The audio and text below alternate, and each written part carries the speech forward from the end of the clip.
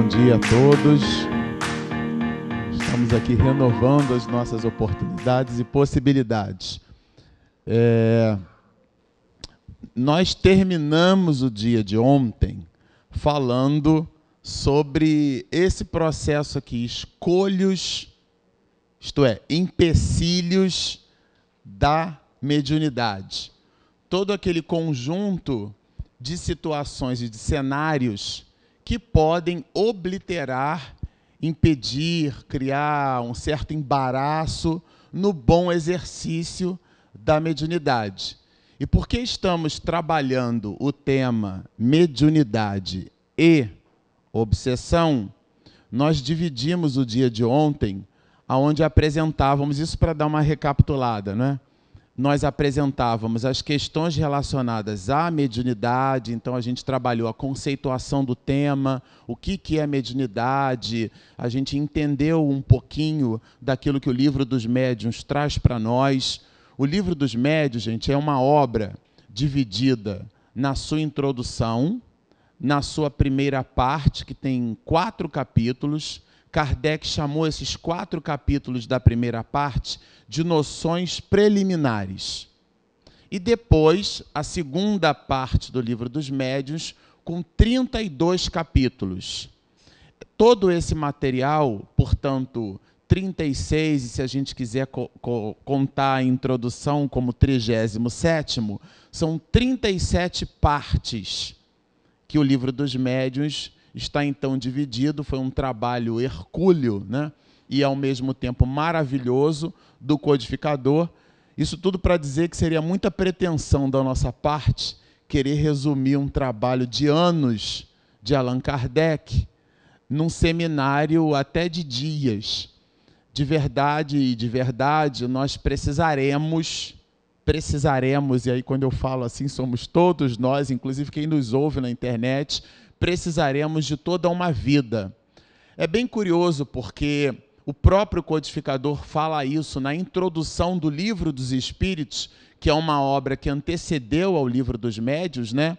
Para quem se recorda, ele recebeu, aos 53 anos de idade, depois de 30 anos de magistério, ele recebeu do senhor Fortier um convite para assistir àquela fenomenologia da Europa no século XIX, que eram as mesas que, por movimentação, por um processo que o próprio Livro dos Médiuns chamaria depois de tiptologia, que é a escrita através de pancadas, ele recebeu do senhor Fortier, depois de 30 anos de magistério, um convite para participar dos fenômenos das mesas girantes. E lá, Kardec percebe que as mesas respondiam às respostas. E ele, então, estabelece um axioma muito comum entre nós, que nos propomos a estudar o Espiritismo, onde nos dizia ele: não acredito que mesas tenham cérebros para pensar, nem muito menos nervos para sentir. Isso significa dizer, e ele produziu um outro axioma: se o efeito é inteligente, a causa há de ser igualmente inteligente. E porque se aprofundara nesse estudo e nessa observação, recebe um volume de mais de 500 cadernos com uma série de anotações e perguntas. As perguntas frívolas, ele as descartou. As que mereciam e eram objeto de atenção, porque tratavam de questões profundas do ser humano, ele as aprofundou, espalhando as mesmas perguntas, feitas de diversas formas, pelas mais variadas partes do globo. Porque era um homem letrado, isto é, escrevia e falava fluentemente o alemão, além do próprio francês, mais de 7 idiomas Kardec dominava. Ele possibilitou, com esse aporte, reescrever essas perguntas desses cadernos e multiplexá-las, isto é, distribuí-las de forma simultânea por várias partes do mundo. E a abstração feita às idiosincrasias nas próprias respostas, ele consolidou aquilo que na segunda versão conheceremos como sendo o Livro dos Espíritos. E é nessa obra, numa introdução, que ele mesmo, o codificador, constrói no item 8, isso não me falha a memória, lá pelo primeiro ou segundo parágrafo, Kardec nos diz que a seriedade de um estudo está na continuidade a que se lhe é dada. Esse koan todo para nos fazer refletir que uma ciência, ela merece de nossa parte, quando do aprofundamento, de anos de dedicação. Isso significa dizer que num seminário de 1h30, de 2 horas, de um dia ou mesmo de 2, ou quiçá uma semana, seriam insuficientes para estabelecermos o aprofundamento assertivo de todo o volume de informações que a doutrina espírita, através dessa obra, se nos apresenta. Antes de Kardec, nas Escrituras, poderemos encontrar Moisés proibindo a comunicação com os mortos. Ele assim o fizera àquela época, porque a forma por sobre a qual nós produzíamos aquelas comunicações era uma forma que o entendimento de Moisés, muito assertivamente, percebeu não ser o mais correto. E porque éramos, naquela oportunidade, muitos homens nobres, mas almas em processo de transformação, portanto, ao mesmo tempo, homens rudes de sua época, Moisés, num processo autocrático, como era muito comum nas leis mosaicas, ele simplesmente proibiu o processo. Mas como ninguém proíbe aquilo que não existe, estava ali instituído desde aquela época a patente de que o ser humano é capaz de se comunicar com aqueles chamados mortos. Era a alma revolvendo do túmulo e falando-nos, cantando da imortalidade de sua própria existência. Isso foi muito comum, inclusive na Grécia Antiga, quando nós observávamos, por exemplo, o oráculo de Delfos, aonde as pitonisas entravam em transe e essas pitonisas davam respostas numa observação suprema do aporte da mediunidade, ou contava a história que um ladrilho umedecido em uma mão quase que invisível esfregara a resposta naquele ladrilho, dando para nós a singela impressão de que os fenômenos físicos também se mostravam desde aquela época. Mas foi com Kardec, mais especificamente a 18 de abril de 1857, que ele inaugura uma nova era na história da humanidade. E é com o Livro dos Médiuns que ele dignifica o processo da mediunidade, não tão somente pelo estudo da fenomenologia, mas porque Kardec nos deu o aporte seguro do entendimento desse mesmo fenômeno. Isto é, quais são as consequências morais decorrentes do fato de depreendermos a sobrevivência da alma à disjunção molecular. Isso tudo faz nos perceber que o estudo da mediunidade não é simplesmente um laboratório onde estudamos a fenomenologia pura e simplesmente. Alguns pesquisadores e cientistas já se ocupavam e se ocupam com esse fenômeno, mas o codificador deu a ele a importância singela dos aspectos morais. Qual é a resultante do entendimento de que nós sobrevivemos, de que nós não morremos, que temos múltiplas encarnações, mas em uma única vida?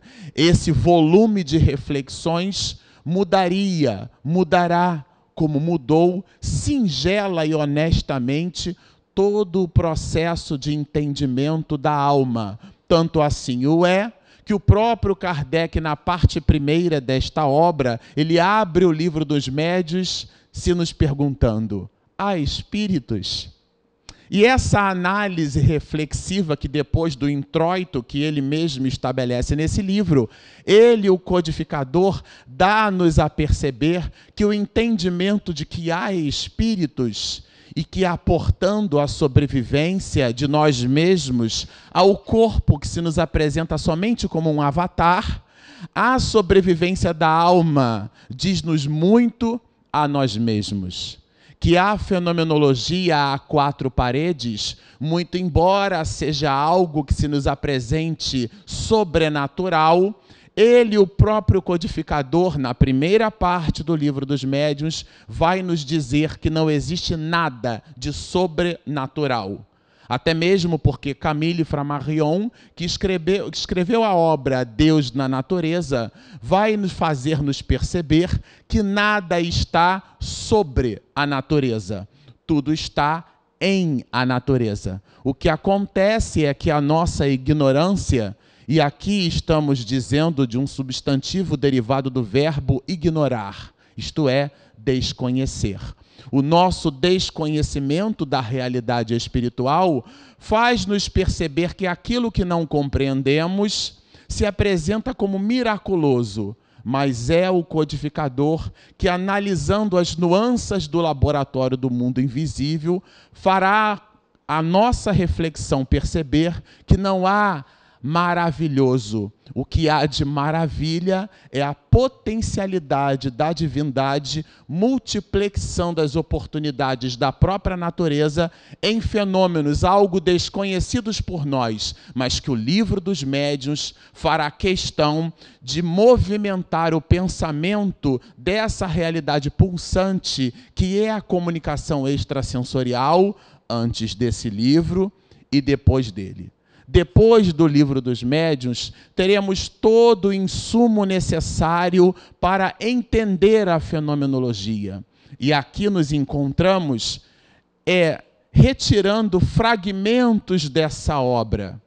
E desses fragmentos, terminávamos o dia de ontem trabalhando esses escolhos, esses empecilhos, esses cochilos do nosso próprio comportamento que podem nos colocar diante de perigos em cima dos nossos próprios comportamentos.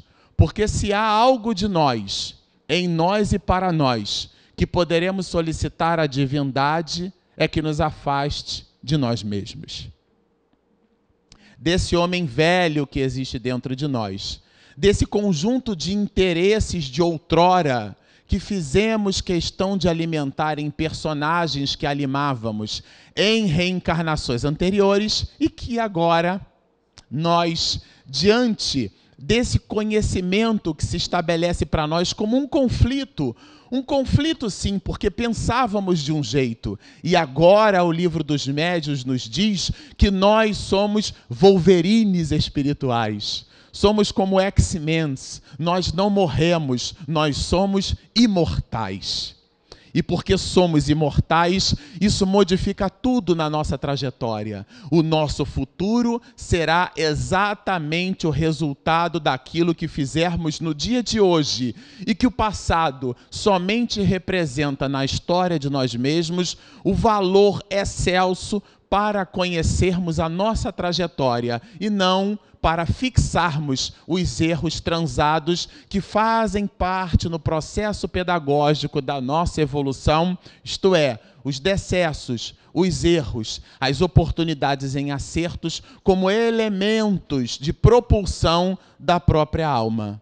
Nesse koan introdutório, por uma coisa ou por outra, entendemos no dia de ontem os perigos da obsessão que se observa de grandes formas. A primeira delas, como dissemos, em relação ao escolho da obsessão, que pode se manifestar como simples, como fascinação e como a subjugação para uma recordação. Quem quiser fazer foto da Mona Lisa, ela está aí.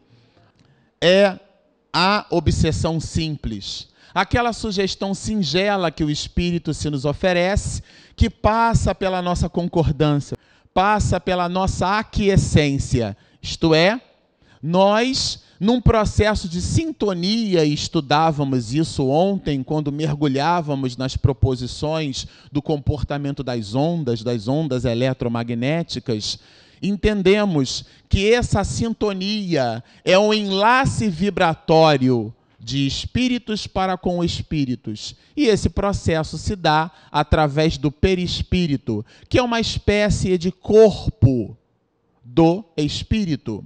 Um conjunto de agregações materiais numa camada que se apresenta em variações diferenciadas, que dá a ele um campo eletromagnético. E por esse campo, ele seria então capaz, como alguém que liga um rádio, sintonizar na estação do espírito.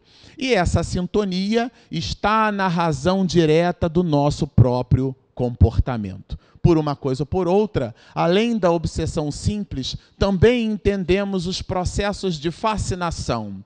É onde a criatura que se vê ali a braços dados com um fenômeno maravilhoso ainda não conseguiu entender que a mediunidade é santa, mas o médium nem sempre.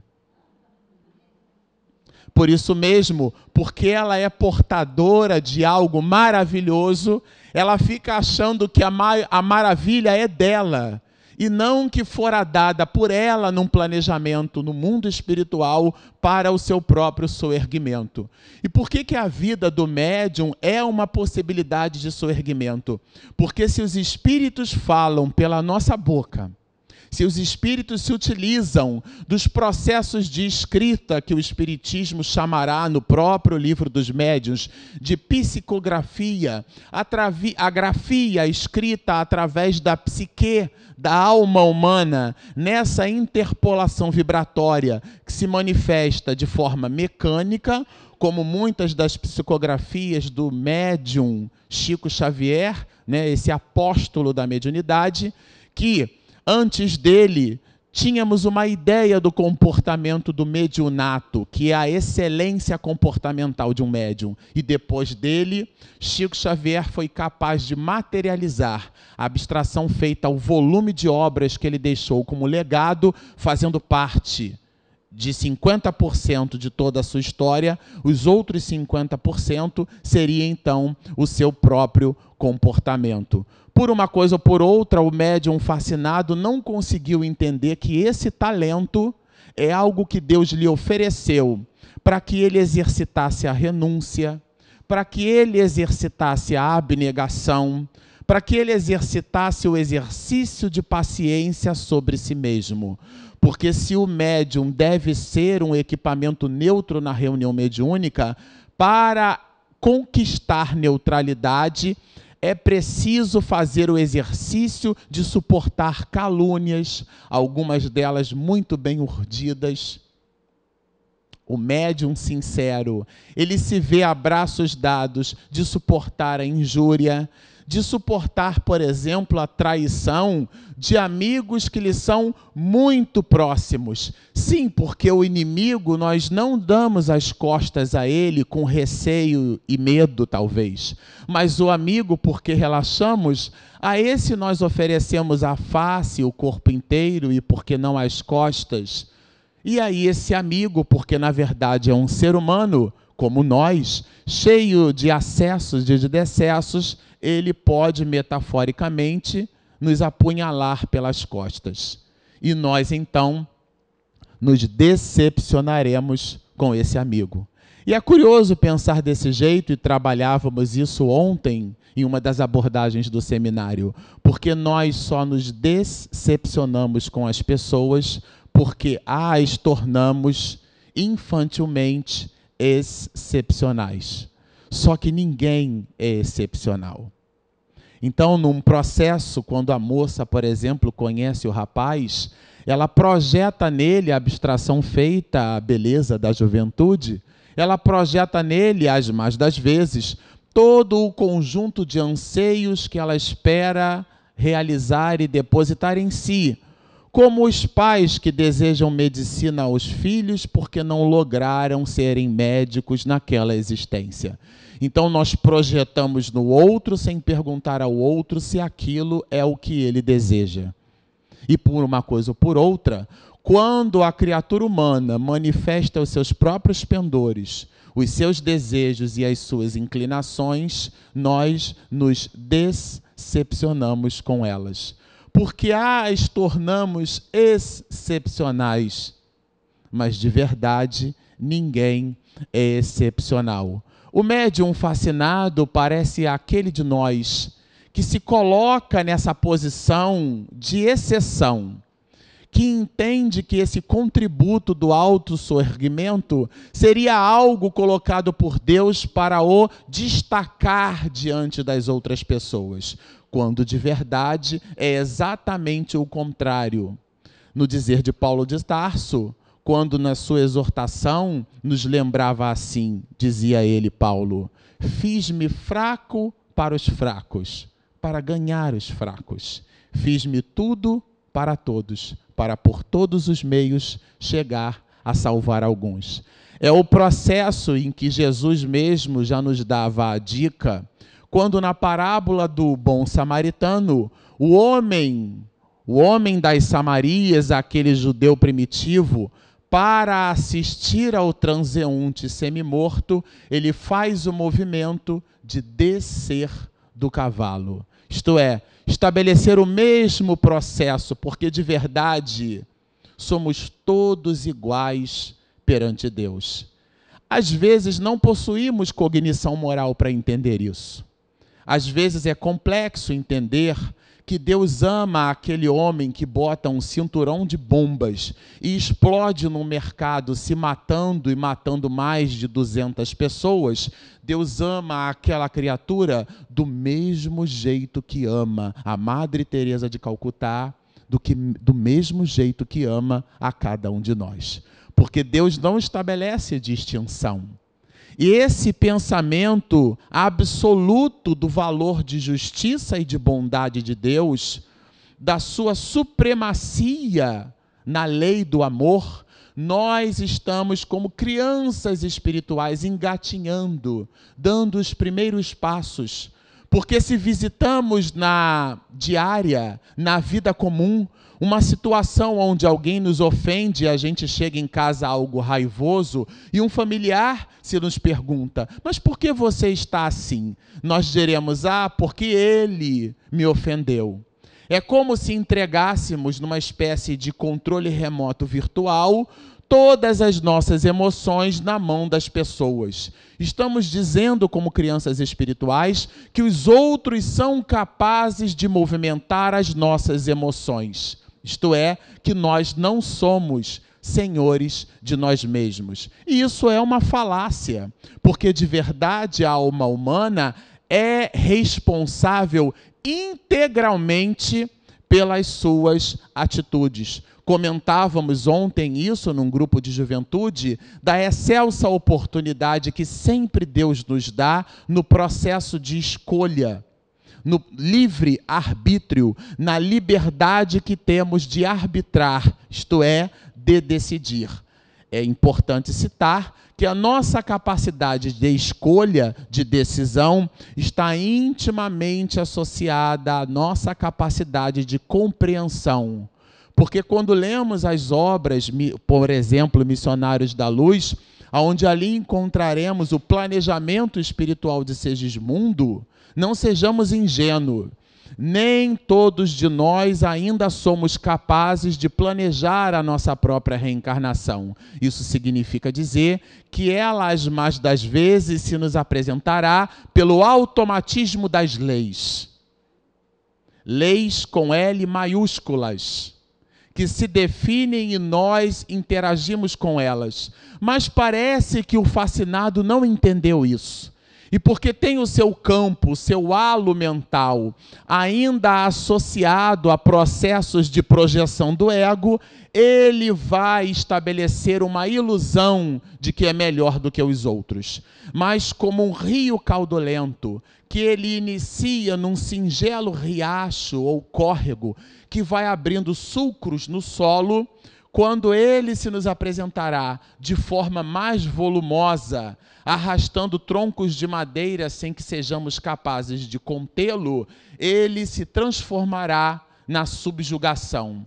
é onde o espírito já está sob o jugo. E comentávamos ontem que essa subjugação, ela pode ser moral, isto é, pode agir diretamente sobre o pensamento do medianeiro, insuflando a tomar decisões que nada têm a ver com aquilo que ele mesmo estuda.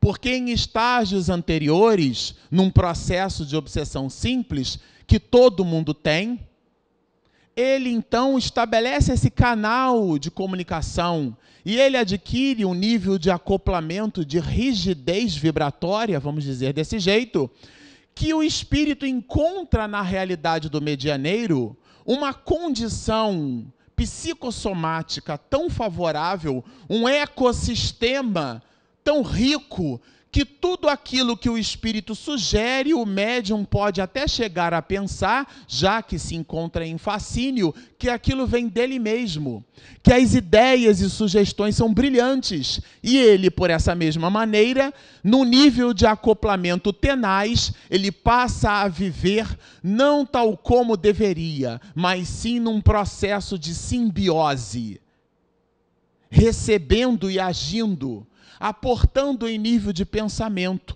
mas também, não somente em nível moral, mas também como disjunção ou, aqui pode ser ou e, corporal. Isto é, situações onde o espírito, num primeiro plano, ele toma as resoluções pelo próprio espírito, colocando-o em situações de absoluto constrangimento, fazendo com que ele diga coisas completamente desnecessárias no seio da família, no seio das instituições, das sociedades, num programa de televisão, colocando aquela pessoa em situações vexatórias, como alguém que fizera uso de alcoólico, por exemplo, ou de algum tipo de psicotrópico entorpecente, e depois, quando voltasse à realidade e tivesse condição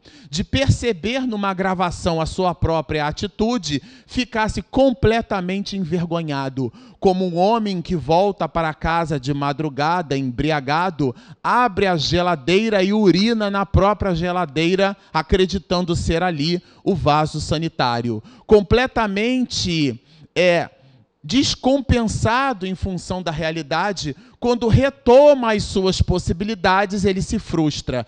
E esse processo de frustração, por ser igualmente tenaz, quando não trabalhado de forma assertiva, com a psicoterapia necessária, hoje mesmo, agora de manhã, estávamos recebendo a benesse do passe aqui na instituição, para que fôssemos, portadores das energias que não nos pertencem, necessárias para o aporte de um trabalho que igualmente não somos o piloto. Por uma coisa ou por outra, essas energias devem ser acompanhadas, o aporte dessas energias, por tratamento psicoterapêutico, que seja aquela pessoa acompanhada, levada a um psiquiatra, a um psicoterapeuta, a um psicólogo, a aquelas pessoas, aqueles de nós, nesse nível de comportamento que já resvala para processos patológicos, porque ela vai se transformar em ação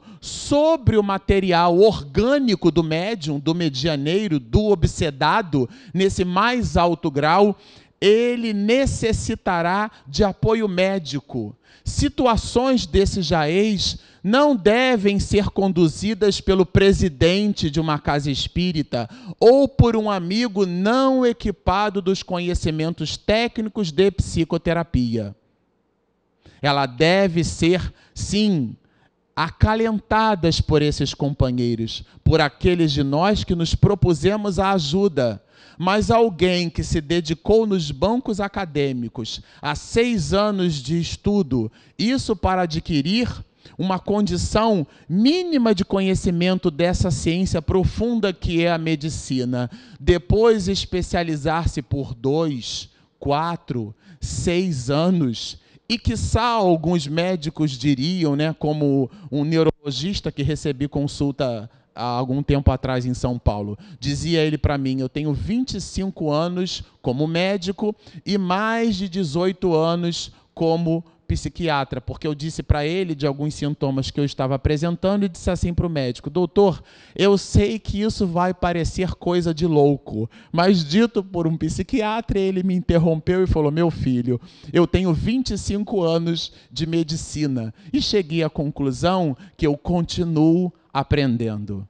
Por uma coisa ou por outra, não seremos nós que professamos outra disciplina, que estagiamos e nos movimentamos no mundo em outras profissões igualmente dignas, mas que teremos a falta de dignidade de percebermos que aquela disciplina, por não nos pertencer, não teremos condição de produzir o aprofundamento necessário. A Casa Espírita, então, dará o apoio psicológico, o apoio psicoterapeuta, fará a orientação àquele espírito que, de forma tenaz, por ter encontrado no ecossistema do médium as condições necessárias para o acoplamento, receberá de nosso concurso, quando na reunião mediúnica, a instrução necessária para que ele entenda ser necessário libertar-se e libertá-lo daquela impressão, daquela injunção tenaz. Então, separados e divididos os polos de atuação, é muito importante entender o papel da Casa Espírita nesse processo. É muito importante entender o papel de cada um de nós nesse processo. Porque se não entendermos o nosso papel, se não entendermos, se não introjetarmos o nosso papel diante dessa realidade, nenhum livro, nenhum seminário, nenhuma orientação segura que beberemos da água da doutrina espírita nas suas mais variadas proposições terá, então, saciado a nossa sede, porque nos encontraremos refratários. É como alguém que se mostra impermeável, como a uma pedra que você joga numa piscina, na água do mar, e ela, por não ser porosa, dias, meses, quiçá anos e décadas depois, você a retira da água e, se quebrar por dentro, ela estará completamente seca. Mas alguns de nós somos esponjosos, isto é, nos permitimos receber vibrações de bondade, de beleza, de soerguimento, porque a primeira ajuda começa dentro de nós. E esses processos obsessivos, como muito bem estudado por Manuel Filomeno Batista de Miranda,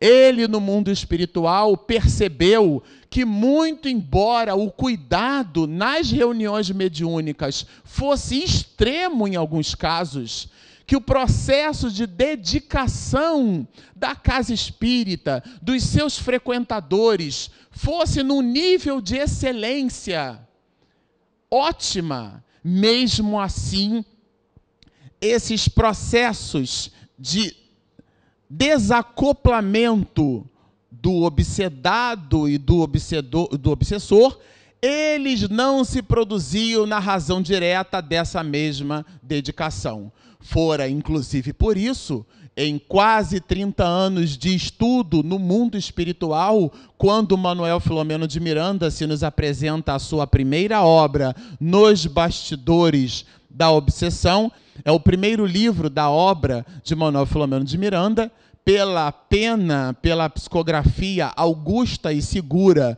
de nada mais, nada menos que Divaldo Pereira Franco, e essa obra é inaugurada como uma chancela pela edição da Casa Máter do Espiritismo no Brasil, pela Federação Espírita Brasileira. Manuel Filomeno de Miranda descortina o que seria depois o título da obra, dado por Ivone do Amaral Pereira, que o próprio Divaldo Franco comentou conosco, né, comigo e com a minha esposa, pessoalmente, que a obra, quando foi psicografada, não tinha título. E a Ivone, então, sugeriu, nessa metáfora brilhante, o que acontece do outro lado do mundo, no mundo espiritual, isto é, nos bastidores da obsessão. Porque aquilo que se nos apresenta e que nos apieda, as mais das vezes encontra insumo no próprio obsedado.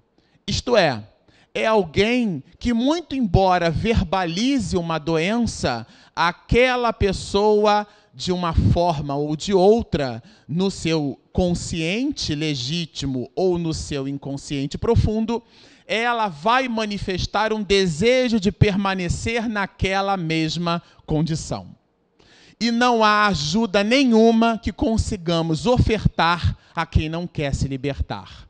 E os espíritos sabem disso, porque os nossos clichês mentais, se vocês se lembram de ontem, quando comentávamos dos painéis mentais, os nossos clichês mentais, as nossas ideoplastias, isto é, a nossa plasticidade, as imagens formadas pelo nosso psiquismo, porque se apresentam em vibrações tão densas quanto o acoplamento que se faz com o obsessor, esse mesmo obsessor, e às vezes é uma pleiade, é um conjunto deles, e a tese não é minha, Paulo de Tarso nos dirá, como nos disse, né? Somos cercados por uma nuvem de testemunhas.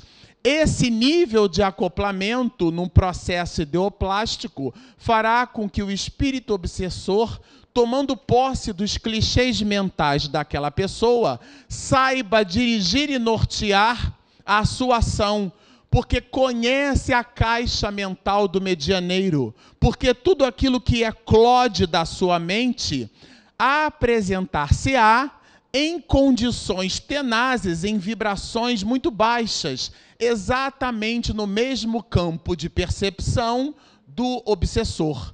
E ele, de posse da caixa mental do médium, do medianeiro desequilibrado, criará circunstâncias com os familiares, criará circunstâncias no trabalho, criará movimentações onde fará com que aquele médium, por exemplo, discutirá com o seu chefe ou criará embaraços na sua profissão, para que ele perca a profissão, por exemplo, e perdendo parte da sua dignidade, como o sal mensal, aquele salário, seja o responsável por retroalimentar toda a sua família, inicie um processo de desajuste na célula familiar, onde a esposa se verá irritadiça, onde os filhos não compreenderão. Esse homem agora desempregado, ele buscará a drogatição, ele buscará o alcoólico, ele buscará outras movimentações amorosas numa espécie de negação ao compromisso familiar, buscará a traição. Percebamos que existe um painel de desdobramentos que possuem a sua psicogênese na aceitação do medianeiro desavisado em cima de sugestões que recebe e que esposa em personagens do homem velho. Então não estamos falando aqui de algo simples ou mesmo simplório. Estamos falando de comportamentos complexos de nós mesmos, que o livro dos médiuns se nos apresentará como a apresenta, de maneira muito profunda e que deve ser por nós estudado por uma vida inteira. Porque não amealharemos uma ciência simplesmente porque lemos um livro uma única vez. Muitos de nós, depois do banco acadêmico, aliás, eu super acredito que no processo de formatura, quando a gente recebe o chamado canudo, o que estamos dizendo para o mundo e a universidade que assim nos promove está dizendo para nós mesmos é: pronto, aqui começou a sua partida. Você aprendeu a estudar. Você é um iniciante, porque o universitário, o conceito do universitário é o conceito de um pesquisador. E o processo de pesquisa, ele é para a vida inteira. Antes de Galileu Galilei, as verdades humanas eram consideradas e aportadas por aqueles a quem a sociedade dava crédito. Então, por exemplo, em Aristóteles, encontraremos a proposição onde a Terra seria o centro do mundo, né? E, de verdade, com o advento do telescópio Hubble, hoje a gente sabe que a Terra tem mais de 12 movimentos. Mas Aristóteles e depois Ptolomeu, Estabelece para nós aquilo que conheceríamos como uma proposição aristotélico-ptolomaica, aonde a Terra seria o centro do universo. E parte da movimentação de Colombo, em 1492, seria dar a volta ao planeta em 3 caravelas, mostrando para nós que a Terra não é um disco como se fosse um CD, com 1 ou 2 elefantes brancos, ou da cor que quisermos, segurando o planeta embaixo, e que haveria um abismo colossal, cuja mentalidade àquela época não seria capaz de divisar. Aliás, e a esse respeito, um astrofísico chamado James Smith, ele dá para nós uma metáfora daquilo que seria um pródromo do conhecimento da grandeza do universo. Dizia ele para nós, num livro brilhante, que o planeta Terra seria considerado como sendo uma hemácia. Para quem não fugiu das aulas de ciências na escola para comer merenda, ou para namorar aquele menino maravilhoso, ou aquela moça elegante, muito bonita, com um penteado muito bem feito, para quem não sofreu desses decessos, uma hemácia é uma célula do sangue e ela tem alguma coisa entre 5 a 7 microns. E, se vocês se recordam, se nós pegarmos o metro e dividirmos em 1000 partes, teremos 1 milímetro. Então, o milímetro é a milésima parte do metro. Se pegarmos uma dessas 1000 partes e igualmente dividirmos em 1000 partes, teremos o micrômetro. Daí o nome microscópio. Então, uma hemácia, diz ele, James Smith, teria algo em torno de 5 a 7 micra. Tudo bem? Essa hemácia, dizia ele, seria o planeta Terra. Mas ele vai um pouco mais longe, ele dizia, a órbita que a Terra descreve em torno do Sol, vamos devagarzinho, né? Devagarzinho. A órbita que a Terra descreveria em torno do Sol seria como sendo do tamanho, e aí esse eu sei que todo mundo conhece, porque já deve ter furado o dedo num dia, do tamanho da cabeça de um alfinete. O tamanho da cabeça de um alfinete na proporção com a hemácia seria a órbita que a Terra descreve em torno do astro-rei. Bom, ele vai um pouquinho mais longe. Ele diz que Plutão, agora resolveram rebaixar Plutão. Olharam para ele, você não é planeta coisa nenhuma, você é planetóide, você é pequenininho, não tem características, né? É igual a gente fala do Sol, o Sol é de 5ª grandeza, né? E é aquele astro pulsante que produz energia, uma grande bola de fusão de hélio incandescente, que leva num processo excelso magnânimo, trazendo feixes de luz numa velocidade de 300 mil quilômetros no intervalo de 1 segundo, passeia 8 a 8 minutos e meio e beija a superfície terrestre, aonde o governador do orbe teve a brilhante arquitetura de projetar uma camada que se estabelece como um filtro, fazendo chegar a nós, a beijar o solo, aquilo exatamente necessário para a nossa sobrevivência. Mas por uma coisa ou por outra, Plutão, sendo ali o planetóide ou não, faz o périplo daquilo que consideramos como sendo o sistema solar. Esse sistema que recebe o nome da nossa estrela, que é o Sol. Para entendermos a proporção do Sol em relação a esse sistema, se fôssemos capazes de juntar na palma de nossas mãos a massa de todos os planetas, de Mercúrio a Plutão, que gravitam em torno desse astro, que possui uma lei magnânima, que é a lei gravitacional, matéria atrai matéria pela razão direta de suas massas e pela razão inversa do quadrado de suas distâncias.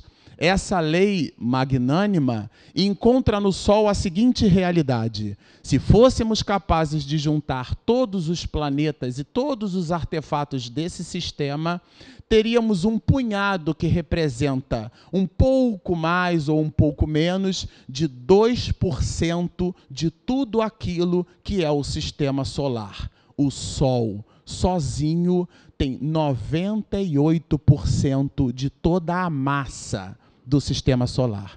Eu vou repetir. O Sol sozinho tem algo em torno de 98% de toda a massa do sistema solar.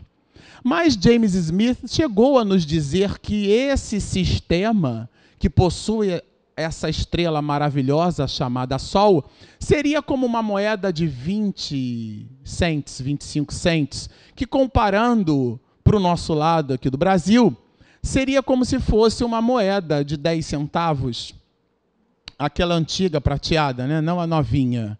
O que de verdade, na proporção que vamos estabelecer, pouco importará. Mas aquela moeda de 10 centavos.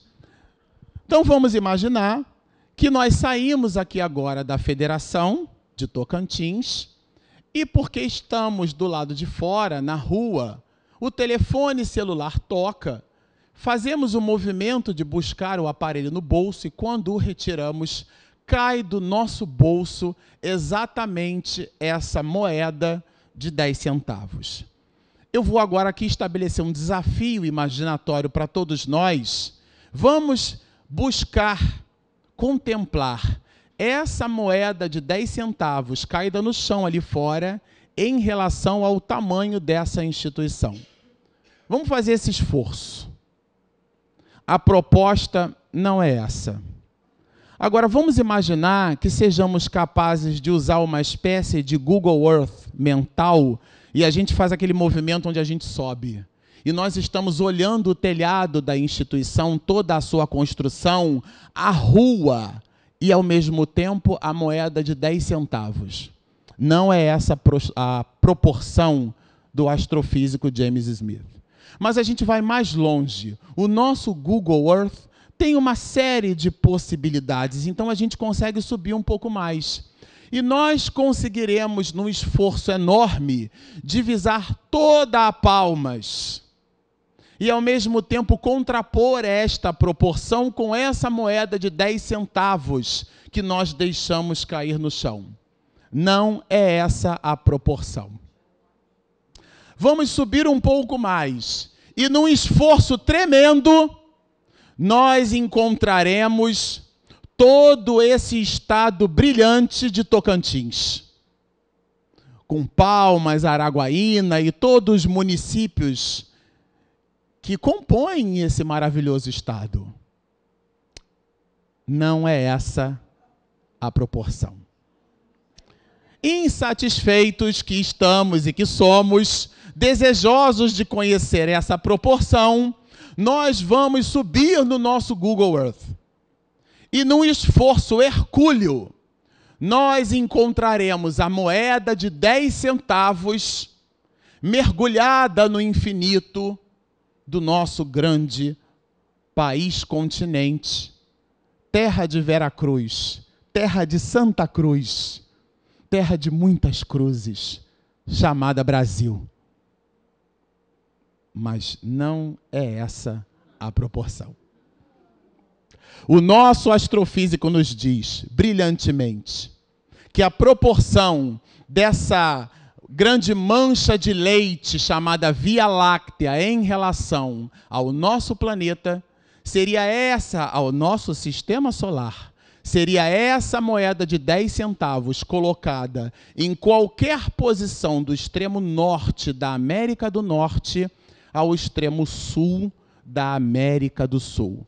Essa é a proporção do nosso sistema em relação à nossa galáxia.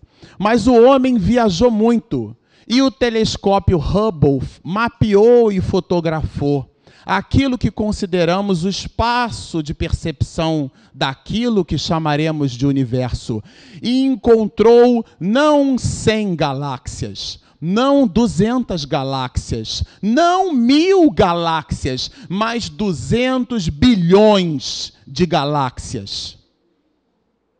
E Albert Einstein, para nos confundir ainda mais, disse que tudo isso é um universo, porque temos milhares de universos no universo. E nós estamos dentro da hemácia.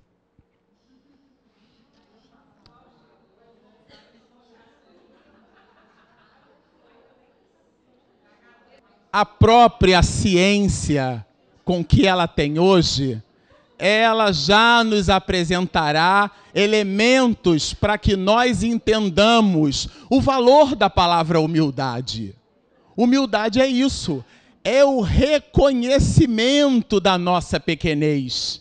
E nós estamos num carro, num ônibus, num coletivo, saindo ou entrando de um avião e nos considerando a pessoa mais excelsa do mundo. Certa vez assistia eu um vídeo de um filósofo e educador brilhante, Mário Sérgio Cortella, onde, fazendo uma espécie de workshop empresarial, ele disse assim para algumas pessoas, né? Se alguém lhe perguntar assim, você sabe com quem você está falando? E aí o Mário Sérgio Cortella diria, você tem um minutinho para eu te explicar? E desenharia para essa pessoa essa noção de proporção que nós precisamos ter. Hoje, inclusive, o mundo empresarial já percebeu que a verdadeira liderança é aquela praticada por Jesus há mais de 20 séculos. É a liderança servidora. Sim, porque aqueles que escreveram a história do cristianismo primitivo discutiam entre si qual dentre eles era aquele que mais seguia Jesus, que mais era fiel aos postulados do Cristo. E então estabeleciam distinções entre eles, qual era o maior, e Jesus, para encerrar aquela discussão, se serve de uma atitude entre os judeus primitivos, considerada como sendo a atitude quase que de um escravo. Toma da água e de um trapo e começa a lavar os pés dos discípulos, dando naquela movimentação primitiva um acanhamento entre eles, porque afinal tratava-se de Jesus Cristo. E 21 séculos depois, nós, na sociedade chamada de moderna, lembra-nos Joana de Ângeles, somos capazes de colocar sondas ao infinito, mas somos incapazes de mergulhar na nossa realidade íntima. Somos capazes de valorizar planetas muito distantes, mas incapazes de valorizar a mãe que educa um filho, incapazes de valorizar o educador. Ontem comentávamos sobre isso, né? Esse milagre da vida, que é dispor de uma criança de 6 anos de idade, 7, e ensiná-la a ler. O maior patrimônio que a minha professora Aide, era o nome dela, com 7 anos de idade me deu, foi me ensinar a ler. Porque depois disso, o mundo se ampliou em perspectivas à minha volta. Através dos livros nós viajamos. Através dos livros nós recordamos a evocação do almirante Hart na Segunda Guerra Mundial. Ah, Senhor, dai-me serenidade, porque estivera diante da Segunda Guerra Mundial. Naquele movimento augusto, aonde os japoneses deram a volta do planeta e destruíram 25% de toda a frota aeronaval americana, que inclusive representou uma resposta depositando 2 grandes bombas em Hiroshima e em Nagasaki. E esse almirante, diante desse quadro, disse: Senhor, dai-me serenidade para suportar todas as coisas, para suportar tudo aquilo que eu preciso suportar. Mas, acima disso, dai-me sabedoria para distinguir uma coisa da outra. E o educador de ensino fundamental é aquele que dá ao rebento, dá à criança, dá ao espírito imortal vivenciando o seu estágio infantil as condições necessárias para a aquisição dessa sabedoria. Portanto, vivemos numa sociedade moderna aonde estamos cochilando em cima de valores básicos e fundamentais. E, de novo, são básicos não é porque são fáceis, ou são primordiais porque são iniciais e destituídos de valor. São básicos porque eles depreendem-se de um substantivo derivado que é a base, o alicerce, o fundamento. Se nós desejamos, nesse prédio, 2, 3, 5 pavimentos, deveremos ter uma fundação compatível com a capacidade de pavimentos que desejamos elevar. Se a nossa fundação íntima, então, para se ver, suportada por muitos edifícios, precisa ter um conjunto enorme de elementos que chamamos de informação com vistas ao conhecimento. E o conhecimento em utilidade com vistas à sabedoria, porque a sabedoria visita sempre a própria iluminação. E iluminar-se é dar o que tem. Estamos diante de um colossal e de uma verdadeira proposta dada pela doutrina espírita através desse livro, cujos 3 chamamentos do capítulo 23 do Livro dos Médiuns, que trata das obsessões, nos fará perceber todos esses perigos. Então, não estamos diante de um movimento. Essa federativa estadual, quando promove o encontro para trabalharmos questões relacionadas à mediunidade e à obsessão, não é porque não temos nada em casa para fazer e vamos despender o nosso tempo nesse espaço. Não, não, não.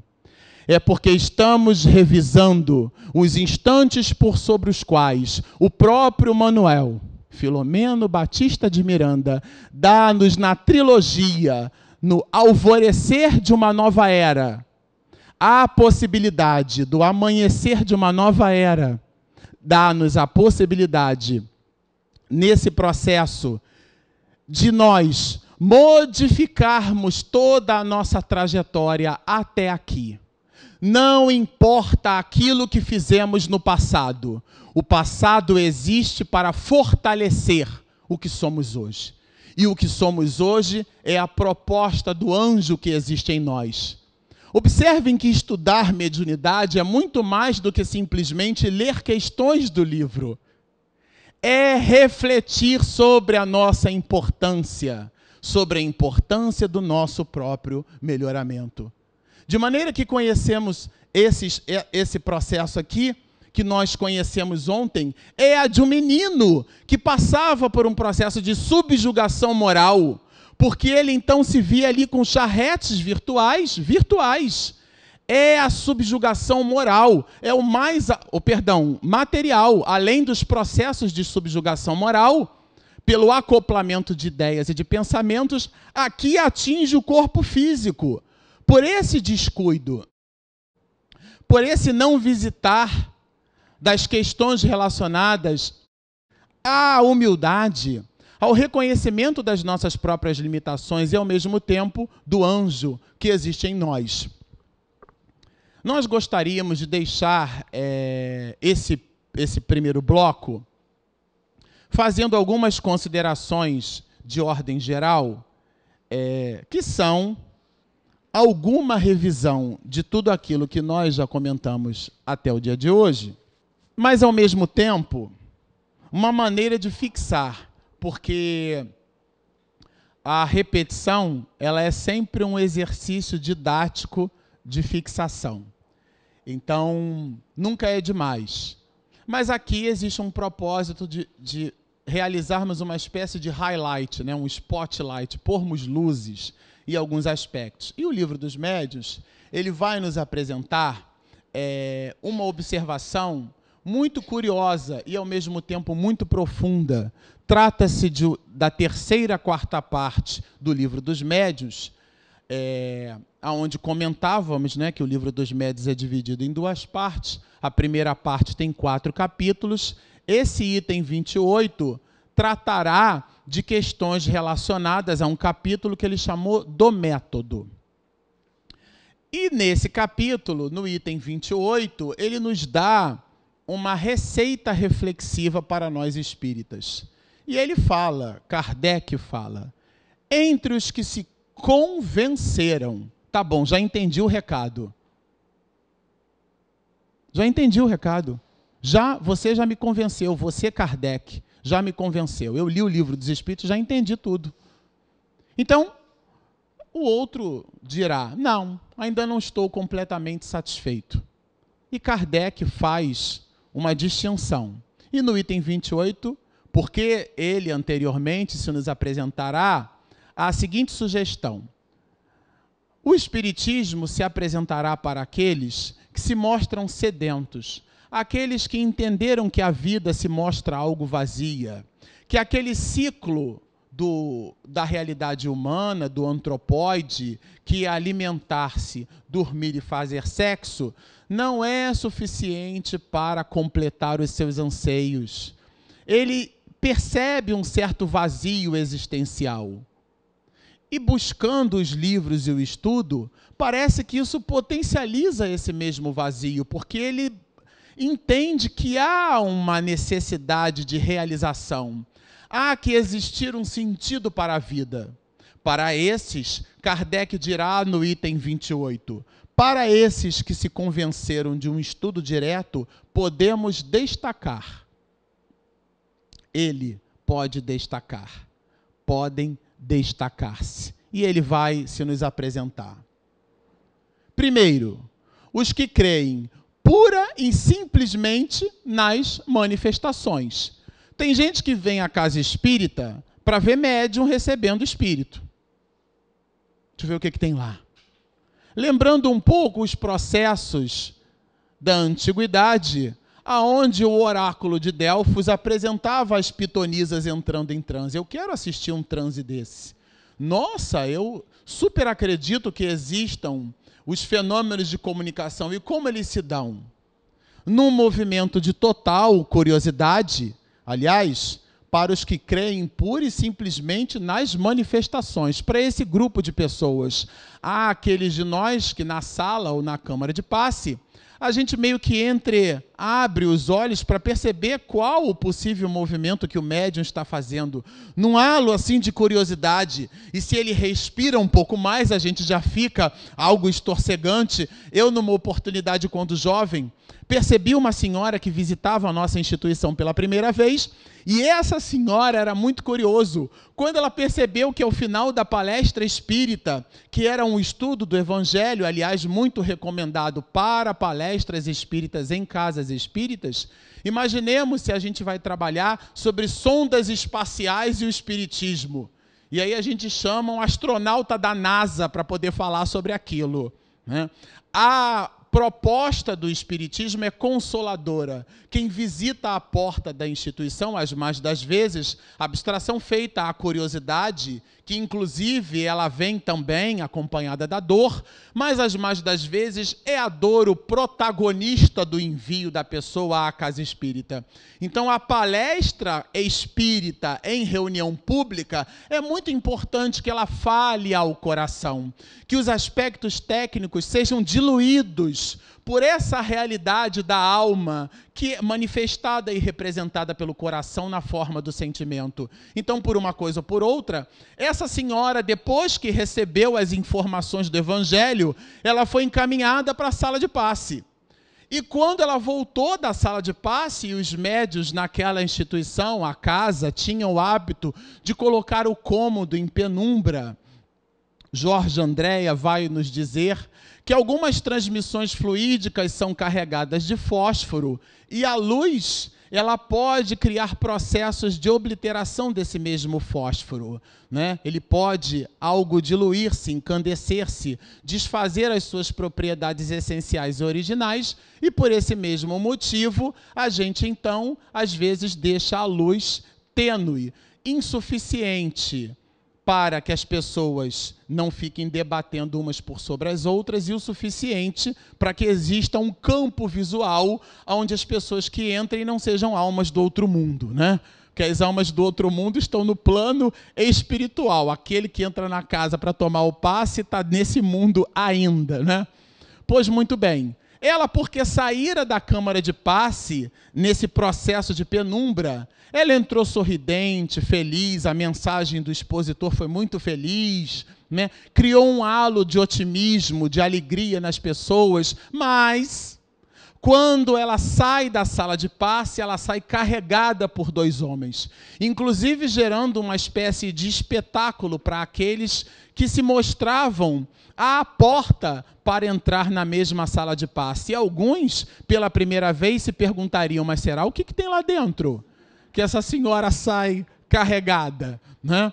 E eu percebi a cena e, certamente intuído, disse assim para ela: olha, eu vou lhe dar um remedinho aqui que a casa possui, e esse remédio, ele leva 2 segundos para fazer efeito em toda a sua corrente sanguínea.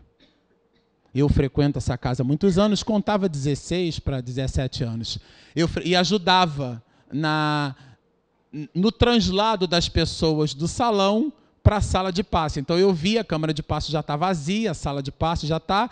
O médium responsável por dirigir os trabalhos fazia um aceno para mim, e eu, numa posição angular, divisava ao mesmo tempo a sala de passe e o salão da palestra, e chamava um conjunto X de pessoas. Um companheiro também da juventude da casa, porque não está escrito em lugar nenhum que o jovem não deve trabalhar, aliás, ele deve trabalhar na mediunidade, nas suas mais variadas atividades. Ele ajudava a compor o conjunto de pessoas que seriam então encaminhadas para a sala de passe. Mas eu revezei com esse rapaz e tomei da senhora pelas mãos e disse assim: eu vou lhe dar esse copinho de água. E a mulher, quase desfalecida, era gordinha, né? Aliás, o Divaldo fala sobre isso, né? Que médium bom é médium gordinho, né?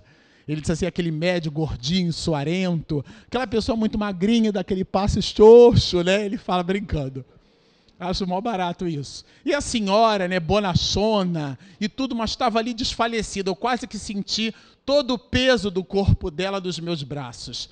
E com pouco jeito ali, né, eu consegui entregar o copinho, era um copinho desses de cafezinho, que a gente coloca ali uma porçãozinha de água filtrada. E eu dei para ela a água filtrada e disse, num processo quase que placebo: isso daqui far-te-á muito bem.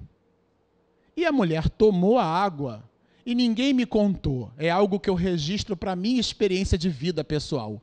Quando ela fez esse movimento, ela: meu filho, o que é isso? Que água é essa? Eu falei: não avisei a senhora? Essa água aqui, se fosse isso nos dias de hoje, eu ia dizer assim: essa água bomba, né? Essa aí bomba.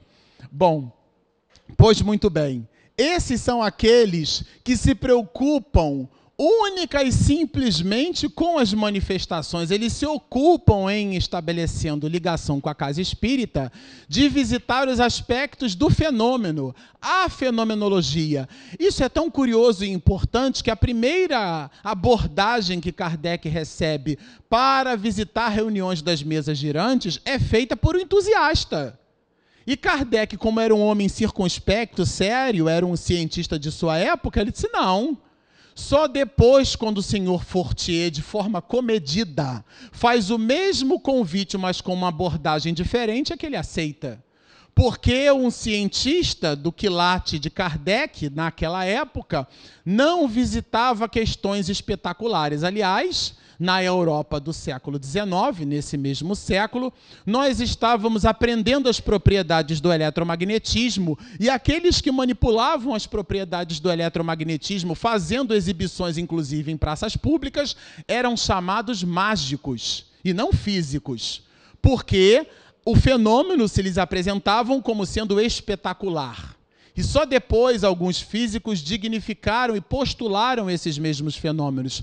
Por isso mesmo dizer que isso não impressionava os cientistas, e Kardec era um homem de ciência de sua época. Então, manifestações espetaculares são chamadas por Kardec de espíritas experimentadores. É aquele que borboleteia numa casa espírita aqui, aquele que borboleteia numa casa espírita ali. Mamãe, quando fazia palestra, dizia assim: a pessoa espana o pó da casa espírita, né? Ela senta ali, tira o pozinho numa, vai lá, borboleteia, senta na outra, vai na outra, vai na outra. Porque elas são experimentadores. O espiritismo é apenas uma ciência de observação. Uma série de fatos mais ou menos curiosos. Que interessante isso. Agora, vejam só, hein? Kardec diz assim: entre os que se convenceram por um estudo direto, hein? Entre os que se convenceram, é bom reforçar, entre os que se convenceram por um estudo direto. A gente não está falando aqui de nenhum comportamento, porque dito assim pode até parecer ser leviano. ou descuidado, mas não é. Existem aqueles que se convenceram pelo estudo da doutrina, mas a pessoa se preocupa e se ocupa com a fenomenologia. E acabou. E para esse grupo, Kardec chama de espíritas experimentadores. E não sejamos ingênuos, ele está falando para a gente. Para aqueles de nós que nos convencemos por um estudo sério. E aí ele nos destaca. Mas o destaque não termina aí. Existem os que não se contentam com admirar a moral espírita. Não se contentam com isso. Esse já está, o Pokémon evoluído, né? Esse aí já está no outro nível já. Mas vamos ver como é que é esse Pokémon. Os que não se contentam em admirar a moral espírita, que a praticam. Olha, que interessante. Não é o experimentador, não. Que a praticam e, olha a conjunção aditiva aqui, e lhe aceitam todas as consequências. A ficha caiu, eu sou da época da ficha, né? Hoje não tem nem mais orelhão. Às vezes eu falo, tem que tomar cuidado com o público que eu falo, mas eu vi que tem gente que entendeu assim, quando eu falei, né? Entendeu. Tamo junto, né? Hashtag tamo junto. Então tá bom. Aceitam todas as consequências. Olha, gente, convencidos de que a existência terrena é uma prova passageira. Ele entendeu. Ele leu e entendeu. Olha, tratam de aproveitar os seus breves instantes para avançar pela senda do progresso, única que os pode elevar na hierarquia do mundo dos espíritos. Agora, as relações com eles sempre oferecem segurança, porque a convicção que nutrem os preserva de pensarem em praticar o mal. A caridade é em tudo. Ontem nós comentávamos isso aqui no grupo dos jovens. No final da dinâmica que a gente apresentou, nós produzimos o seguinte questionamento para os jovens: qual é a palavra mais importante da doutrina espírita? Não é reencarnação, é a caridade. É o lema, inclusive, que surge com a obra O que é o Espiritismo. Fora da caridade, não é fora da igreja, não é fora do espiritismo. Isso, gente, muda tudo na vida da gente. Porque a gente diz assim, ele nem é espírita e fez isso. E da onde é que está escrito que precisa ser espírita? Vamos lá. Eu vou dar um elemento, um ingrediente desse bolo para fazer a gente perceber o motivo sobre o qual a palavra mais importante da doutrina espírita não é reencarnação. Kardec pergunta assim, se vocês quiserem anotar para reler em casa, vale a pena. Questão 982 do Livro dos Espíritos. Super recomendo a leitura.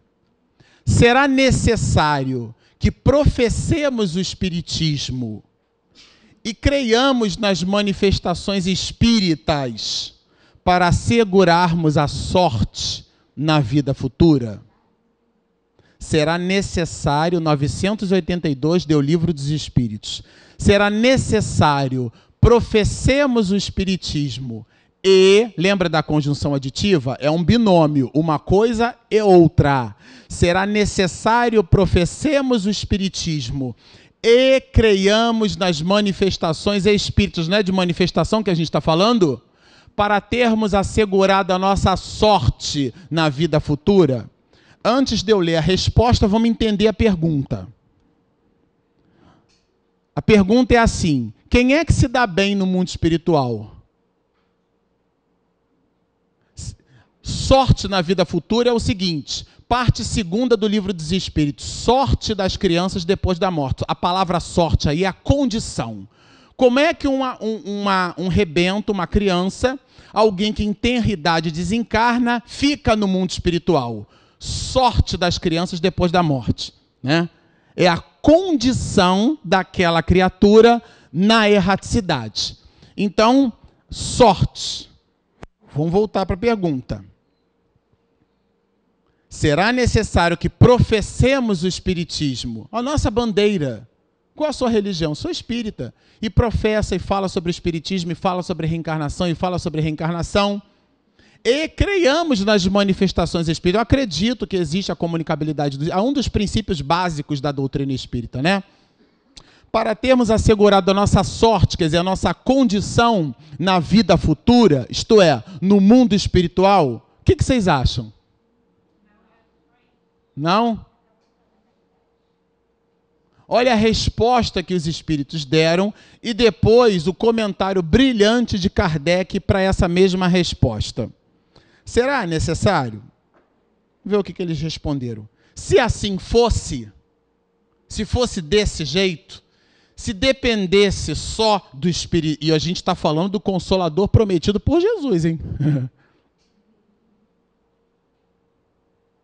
Hoje à noite faremos uma palestra no ID falando sobre Cristo Consolador. A gente está falando disso. Não é para menosprezar, não. Vamos entender o contexto da pergunta. Porque ela é forte.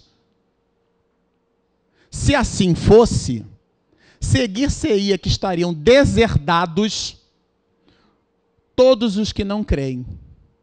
Ou que não tiveram ensejo de esclarecer. Se o cara nasce, cresce, reproduz e morre, lá na Jabironga, no analfabeto. E aí? Então esse aí, qual a sorte, qual a condição dele? Esse aí vai para o inferno, né?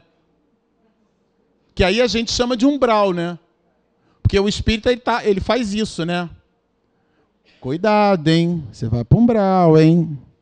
Faz isso, faz direito, que você vai pumba. Quer dizer, a palavra umbral, que significa passagem, transformou-se naquilo que nós, em outras encarnações, em vivências religiosas milenares, chamávamos de inferno. E o inferno dantesco do paganismo, aonde labaredas queimam-nos por toda a eternidade, e a gente modernizou, botou o daimon de Sócrates, o demônio, com garfinhos futucando a gente o tempo inteiro para ver se assa, né, ou fica cozido. Mas a alma tem tecidos que não se deterioram, então ele frita por toda a eternidade. É um calor 50 vezes maior do que o de Palmas, e ele não aguenta mais, e Senhor, eu quero voltar para Palmas, que lá era fresquinho. Eu era feliz e não sabia. A gente trocou. Inclusive, a Sueli Caldas Schubert, ela tem uma metáfora brilhante a esse respeito, né? Ela disse assim, isso eu ouvi dela, eu acho que foi em Minas Gerais, não foi em Minas? Foi no Rio? Não foi? Foi na Federação Espírita Brasileira, sede seccional no Rio, né? Lá na Avenida Passos, no Rio de Janeiro. Ela comentou assim, vocês sabem a diferença entre o inferno do espírita e dos demais? O inferno dos demais eu acabei de escrever, que acaba sendo um pouco nosso também, né? Essa coisa do fogo, né? Arder, do mármore, daquele azeite. E aí a gente começa a sofisticar aquela ideia pagã. Bom, o inferno do espírita é uma delícia, porque aquela laminha, né? Aquela laminha, aquele negócio frio, fresquinha, laminha fresca, hein? Nada de pegando fogo, não. Aquele cheiro de fósforo, aquela coisa assim, cheio vaporosa, mas é fresquinho, ele vai rastejando naquela lama, aquela coisa gosmenta. O do outro não, pega fogo, 5 vezes Palmas. Nossa, nós modificamos a visão de inferno. A nossa é a laminha. Mas no final das contas, o paradigma é o mesmo. A gente só mudou o nome. Tá certo? Mas aí o livro nos diz assim, gente, isso aqui é o ponto ápice da resposta. Só o bem assegura a sorte, isto é, a condição futura. Eu vou repetir. Só o bem assegura a sorte futura. E com ela a gente vai para o intervalo. Ora, o bem é sempre o bem, qualquer que seja o caminho que a ele conduza.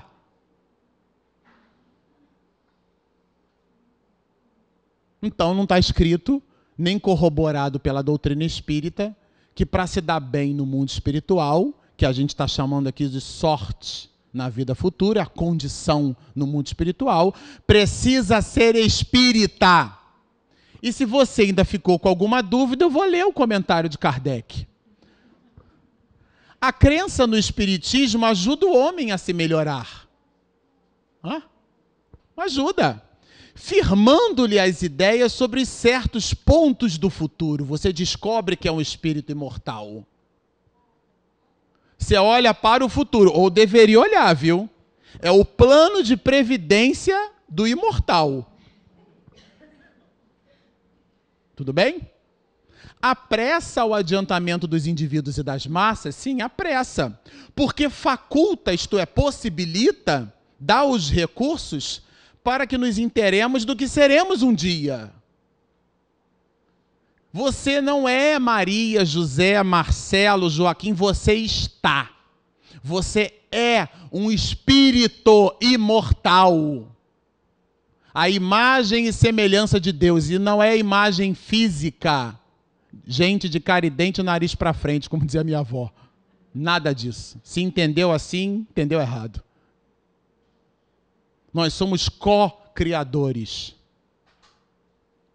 Isso é o entendimento, e o que seremos um dia é essa perfeição que enxerga as benesses no seio de Deus. É um ponto de apoio. Porque eu costumo dizer que o conteúdo espírita ele é um cabresto, né? Você quer fazer, mas ele não deixa. Ele vai domando a fera que tem dentro da gente. Até que aquilo se transforme numa compleição para o bem. É um processo. Né? Então é um ponto de apoio. Uma luz que nos guia, porque sem ela nós ficaríamos cegos. Lembra que eu comentei da bússola do norte verdadeiro? O Evangelho de Jesus é essa compensação angular na bússola. Porque o mundo nos indica um caminho, mas não necessariamente ele é assertivo. Tudo bem? Então ele é uma luz que nos guia, o Espiritismo. O Espiritismo ensina o homem, porque é uma doutrina eminentemente pedagógica e educadora. Ele ensina o homem a quê? A suportar. Eu gosto muito dessa palavra, suporte. Você bota uma laje para não selar a laje, você bota um suporte. É aquilo que suporte, que aguenta o peso. Ele suporta o quê? É um piano nas costas, nas nossas costas. Ele faz com que suportemos as provas. Mas como? Quais os ingredientes desse suporte? Com paciência e resignação, porque ele entendeu que ele é imortal. Eu estou lendo um comentário de Kardec. Ele ensina isso para a gente. Afasta-o dos atos que possam retardar-lhe a felicidade. Eu posso ir para cá, eu posso ir para lá, mas para lá é ruim. Para lá vai não ao encontro, mas de encontro com o meu planejamento. Então eu vou me afastar dali, ali não serve. Afasta-o de tudo aquilo que pode retardar o quê? A felicidade. Mas vocês lembram da conjunção adversativa? Mas ninguém diz que sem ele, isto é, sem o Espiritismo, não possa ela, a felicidade, ser conseguida. Ficou claro? Vamos para o nosso intervalo.